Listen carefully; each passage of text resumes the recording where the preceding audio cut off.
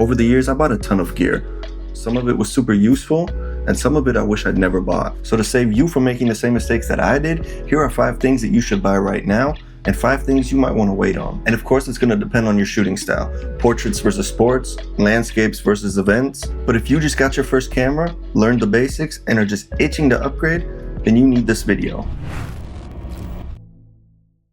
Now, the first thing I would recommend is getting yourself a solid tripod. It's sturdy but still lightweight and compacts down, so it makes it easy to travel with, and it's going to open so many other doors for you, from night photography to long exposures, even to shooting self-portraits. But do yourself a favor, spend a little extra cash on a tripod that's going to actually be sturdy and reliable. Remember, you're trusting it with your $1,000 plus camera setup, and cheap tripods tend to bend, wobble, and even collapse under the slightest breeze of wind. And as a tip, look for a tripod with a hook under the middle column that you can hang your backpack or something else heavy on, just to give it a little bit more stability in windy conditions. That one feature alone can make a huge difference. Next up are going to be enough memory cards and enough external storage. These are so underrated. There's nothing worse than pulling up to a location, pulling out your camera, you're ready to go, and then you realize your card is full. Or worse, missing altogether. Have multiple cards, keep them organized in a little carrying case, and always keep a backup with you. Pair that with external hard drives for backups at home, and you'll save yourself a lot of heartbreak later on, trust me. Next up are lens filters.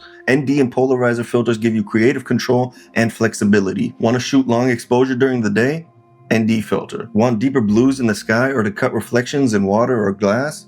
Polarizer. And again, it's worth investing a couple more dollars in quality filters because your lenses on your camera are built for quality, so don't slap cheap plastic on them. A bad filter can actually ruin your image quality, so invest in trusted brands. Something like Haida filters or Freewell filters are always good, or if your budget is a little bit higher, go for something like a Nisi filter or the Peter McKinnon Polar Pro filters. Now this next one actually is a lens. It's the Nifty 50. Every company has one and they're usually dirt cheap. The 50mm f1.8 is one of the best value upgrades you can get. It's sharp, lightweight, and that wide open aperture lets you blur backgrounds beautifully. Perfect for portraits, street photography, or even product photography. It's also the kind of lens that makes you think more about composition because there is no zooming in or out. You actually have to physically get closer or further away from your subject. That challenge helps you grow faster as a photographer instead of sticking to a kit lens forever. And the last one is extra batteries. Nothing kills a shot faster than a dead battery. And trust me, you'll be surprised how quickly you can burn through them, especially if you're shooting video or you're in cold weather. Always carry at least one fully charged spare. It's not glamorous gear, but when your only battery dies halfway through the shoot,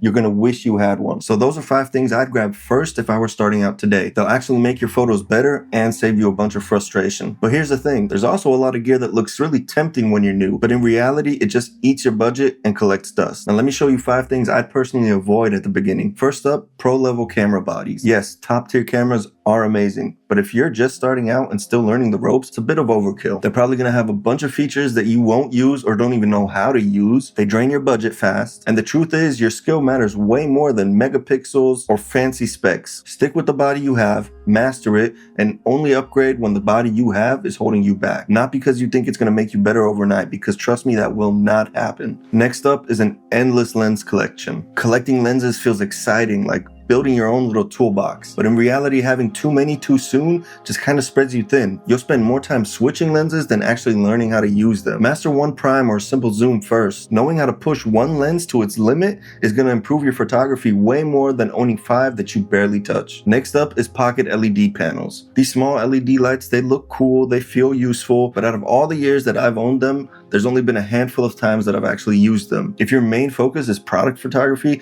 then it might be useful to you. But if you're like me, a run and gun type of photographer, these are just gonna sit in your drawer and collect dust. Next up are overpriced courses and subscriptions. Now don't get me wrong, education is worth investing in. But when you're starting out, you do not need to drop hundreds of dollars on expensive courses or lock yourself into subscription. YouTube and photography communities are full of high quality and free tutorials. Learn the basics there, and later on, you could still spend money on specialized workshops that move the needle for you. And last up are camera grips, cages, and accessories you just don't really need right now. Battery grips, L brackets, and cage rigs. They look professional, but most beginners just do not need them at first. They add weight, cost, and complexity without improving the quality of your photos. Focus on learning composition, light, and editing first. Once you've outgrown your setup and feel the need for specific accessories, then add them with purpose. And that's my list. 5 things that's actually worth the money and 5 things you can skip on right now. I wish someone told me this when I started. It would have saved me a lot of cash. What about you? What's the one piece of gear you regret buying the most? Or the one thing you can't live without? Drop it in the comments. I'd love to hear your take. And if you're just starting your photography journey, stick around. I've got some videos coming up that'll help you improve your photography